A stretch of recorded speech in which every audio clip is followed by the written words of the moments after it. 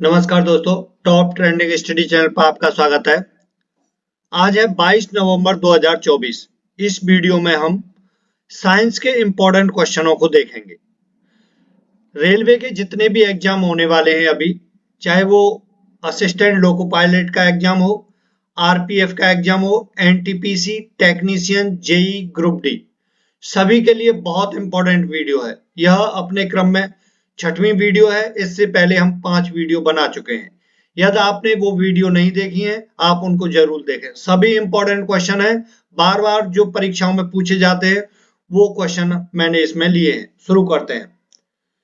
पहला क्वेश्चन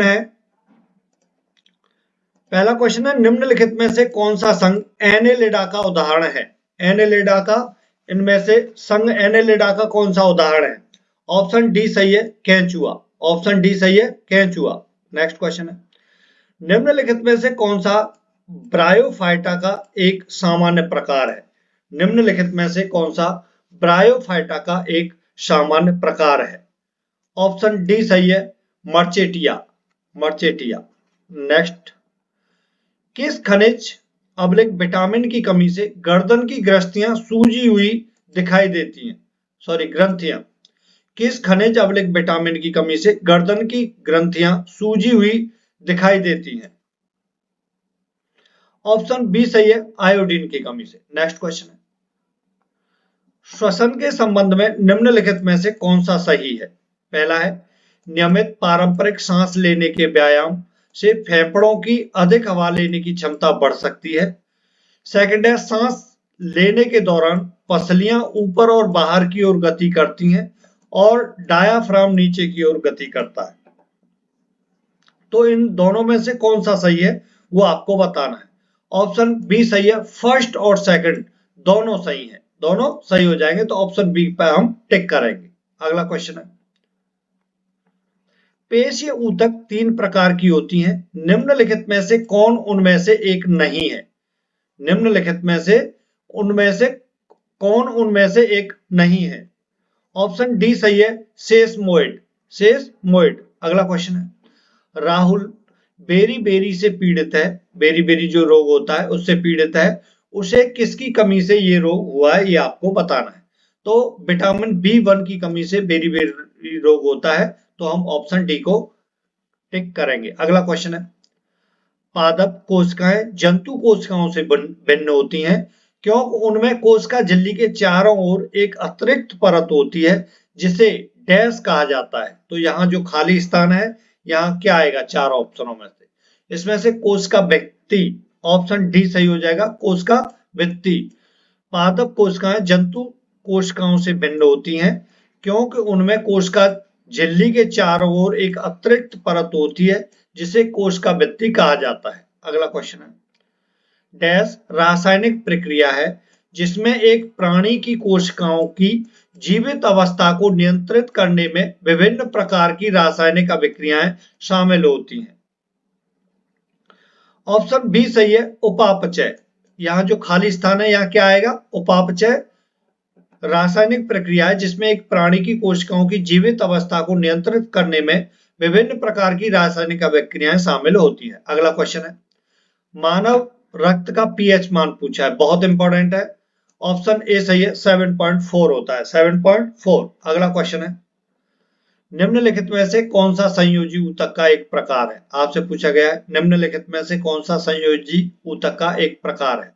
रक्त, अस्थि, अस्थि बंधन। रक्त, अस्थि, अस्थि बंधन। ऑप्शन ए सही है, फर्स्ट, सेकंड एंड थर्ड तीनों संयोजी ऊतक के उदाहरण हैं। अगला क्वेश्चन है 1887 में रॉयल सोसाइटी लंदन ने डैश को रासायनिक तत्वों के आवर्त नियम की खोज के लिए डेवी मेडल प्रदान किया था। ऑप्शन बी सही हो जाएगा, जॉन अलेक्जेंडर न्यूलैंड। ठीक है, यहां जो खाली स्थान है यहां क्या आएगा, जॉन अलेक्जेंडर न्यूलैंड। अगला क्वेश्चन है किस कम कैलोरी वाले मधुरक का रासायनिक सूत्र C14H18N2O5 होता है जो चीनी से 200 गुना मीठा होता है। ऑप्शन सी सही है, एस्पार्टेम। क्या है, एस्पार्टेम। सी ऑप्शन सही हो जाएगा। नेक्स्ट क्वेश्चन है, अमोनियम हाइड्रोक्साइड के रासायनिक सूत्र की पहचान करें। अमोनियम हाइड्रोक्साइड के रासायनिक सूत्र की पहचान करें। तो NH4OH अमोनियम हाइड्रोक्साइड का रासायनिक सूत्र होता है। बी ऑप्शन सही है। अगला क्वेश्चन है, साल्ट पेट्रे का रासायनिक नाम क्या है। आपसे पूछा गया है साल्ट पेट्रे का रासायनिक नाम क्या है। तो ऑप्शन ए सही है, पोटेशियम नाइट्रेट। ऑप्शन ए सही है, पोटेशियम नाइट्रेट। अगला क्वेश्चन है, निम्नलिखित में से एवोगाड्रो से संबंधित सही कथन कौन सा है। तो ऑप्शन सी सही हो जाएगा, एवोगाड्रो ने परमाणुओं और अणुओं के बीच भेद स्पष्ट किया था। ऑप्शन सी सही है। अगला क्वेश्चन है, 1931 में किसने माना था कि एक सुगंधित यौगिक में इलेक्ट्रॉनों के जोड़ों की एक विषम संख्या होनी चाहिए जिसे गणितीय रूप से 4n+2 जिनमें n इक्वल टू 0, 1, 2, 3 आदि रख सकते हैं के रूप में लिखा जा सकता है। बताइए।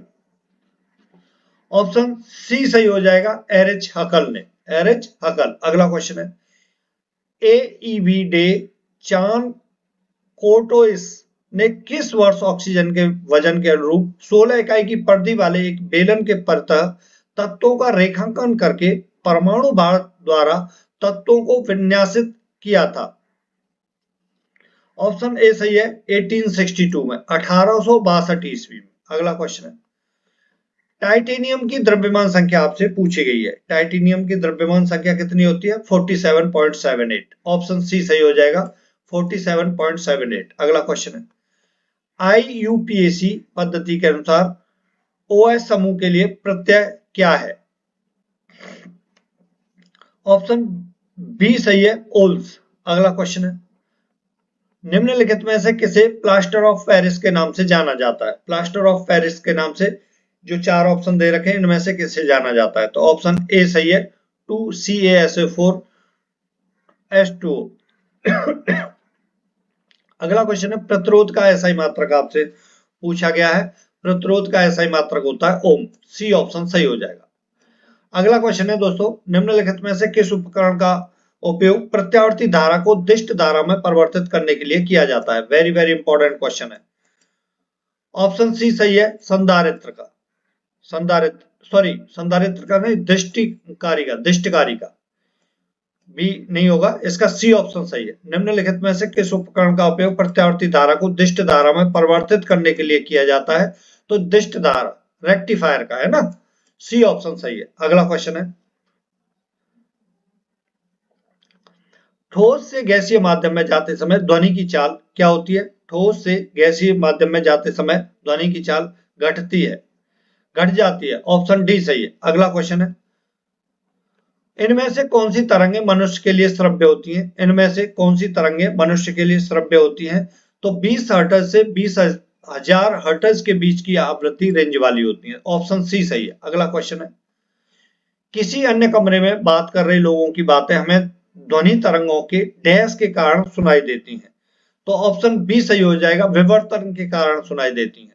किसी अन्य कमरे में बात कर रहे लोगों की बातें हमें ध्वनि तरंगों के विवर्तन के कारण सुनाई देती हैं। ऑप्शन बी सही हो जाएगा। अगला क्वेश्चन है, ध्वनि की तीव्रता को मापने के लिए निम्नलिखित में से किस मात्रक का उपयोग किया जाता है। तो ऑप्शन सी सही है, डेसिबल का। किसका, डेसिबल। ऑप्शन सी सही हो जाएगा। अगला क्वेश्चन है, हवा की गति को मापने के लिए निम्नलिखित में से किस उपकरण का उपयोग किया जाता है। हवा की गति को मापने के लिए निम्नलिखित में से किस उपकरण का उपयोग किया जाता है। एनीमोमीटर का। ऑप्शन सी सही हो जाएगा। अगला क्वेश्चन है, जब किसी तार से होकर धारा प्रवाहित होती है तो प्रत्येक बार कंपास की सुई में विक्षेपण होता है। इस विक्षेपण पर सर्वप्रथम किसका ध्यान गया था। तो ऑप्शन बी सही हो जाएगा, हैंस क्रिश्चियन ऑर्स्टेड का। ऑप्शन बी सही है। अगला क्वेश्चन है, बाज की चाल लगभग कितनी होती है। बाज की चाल लगभग कितनी होती है। तो ऑप्शन डी सही है, 320 किलोमीटर पर आवर्स। ऑप्शन डी सही हो जाएगा। अगला क्वेश्चन है, लास्ट क्वेश्चन है दोस्तों, एक मुक्त रूप से लटका हुआ चुंबक हमेशा डैश दिशा में संरेखित होता है। तो उत्तर दक्षिण दिशा में संरेखित होता है। ऑप्शन डी सही हो जाएगा। Thank you for watching this video. नमस्कार।